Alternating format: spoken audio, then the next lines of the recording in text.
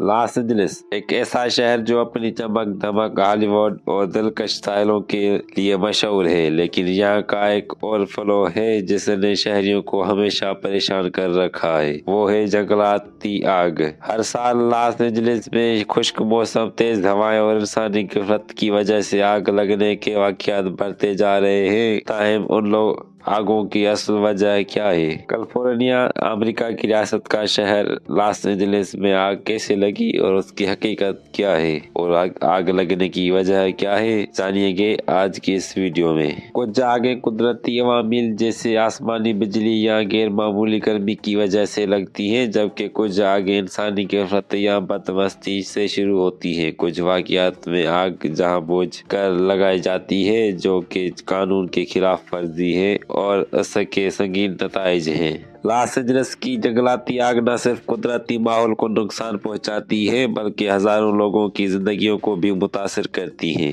Fire fighters کی بے لوث کوششوں اور مقامی افراد کی مدد سے آگ پر قابو پانے کی کوشش کی جاتی ہے، لیکن اس مسئلے کا مستقبل حل تبھی ممکن ہے جب ہم مل کر احتیاطی تدابیر اختیار کریں۔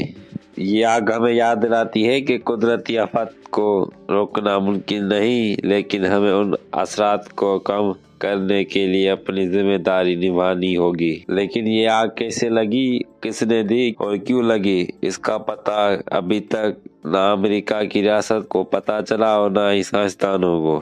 لیکن کچھ لوگوں کا کہنا ہے کہ یہ خشک موسم اور گرم ہوائیں کی وجہ سے لگی ہے آگ، اور کچھ لوگ کہتے ہیں کہ کسی بچے نے آگ لگائی تھی جنگل میں، پھر ہوائیں تیز چلنے کی وجہ سے آگ بڑھ گئی۔